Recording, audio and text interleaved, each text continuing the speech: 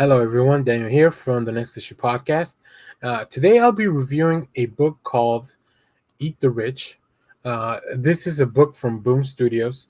Now, if you guys know, we've been reading a lot more independent stuff here in the channel just because we know that, as much as I love superheroes and as much as I love capes and those kind of adventures, it's always nice to kind of dig into something else. Uh, the reason I picked this book was just because of the cover. So let's go talk about the credits and we'll talk more about the book. So Eat the Rich, published by Boom Studios, is written by Sarah Gailey, with artwork by Pius Bak, colors by Roman Titov, and letters by Cardinal Rae. The premise of this book: Joey and her boyfriend Astor have finished their college finals and are headed to Astor's parents' beach house for the summer. But Joey's worried that how she'll fit in. She knows she's from a different world than Astor, but she's about to discover just how wide that gulf lies between them really is. Yeah, so I mean, you know, uh, the setup for this book. Here, let me pull this up. Uh, Joey and her boyfriend Astor, who we see in the cover as one of the rich people, are driving back to their summer house for vacationing. And listen, you guys know in the world we live in, like rich people kind of play by their own set of rules. So I found this premise interesting, and one of the reasons I wanted to check out the book was because obviously this won't be just a straightforward like okay, let's talk about the rich and criticize or whatever. There's got to be more depth to that, and boy, is there ever. Um, let's focus a little bit on the art before we get more on the story, and then that'll kind of unfold as we talk about the art as well. Uh, as you can see here, this is the beach house. These are the Joey's parents and his family. And then we see here, I'm not sorry, not Joey, Astor's family.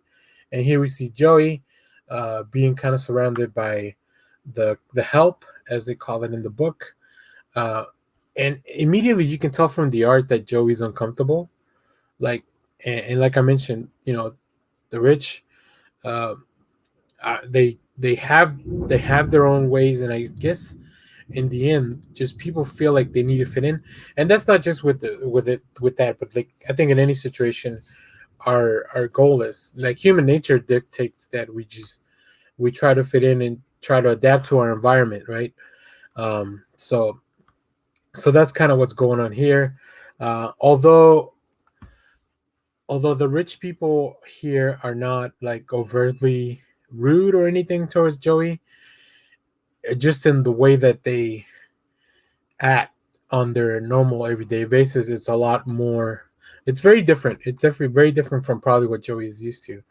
Um, we get a tour of the house, which the art team did such a great job here with the coloring. Like it looks it looks fancy, but also macabre. Like just like the way the coloring and all the shading, like and you kind of follow Joey throughout this house, and you're like, holy shit, this is.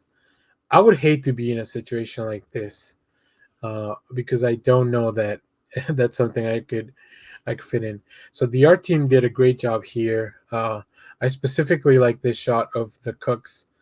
Uh, I guess butchering the probably what's gonna be dinner.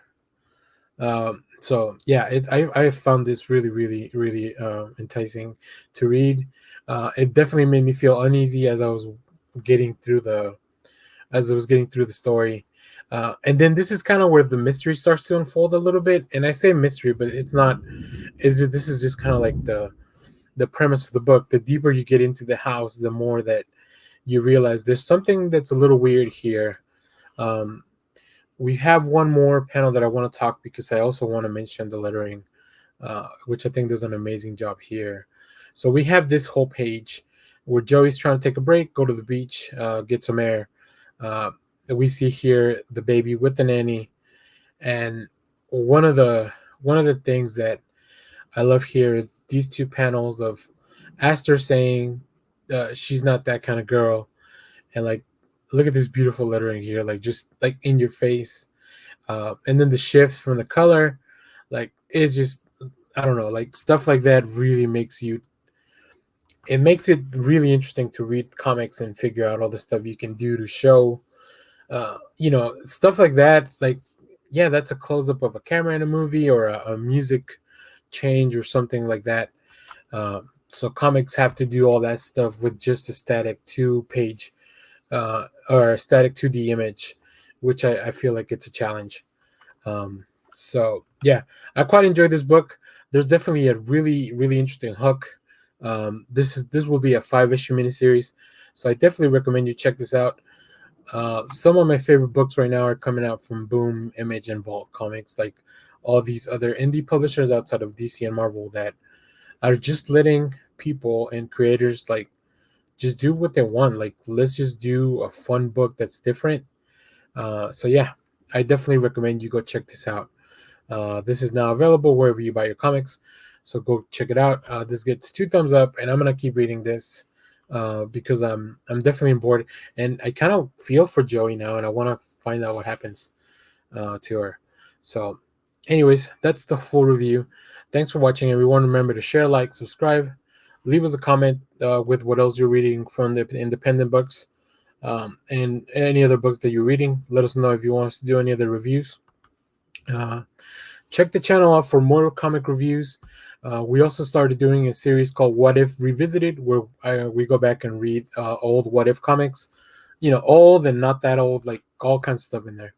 And then remember to hit the bell so you know when we go live on Sundays for our big show, like our big live show with everyone.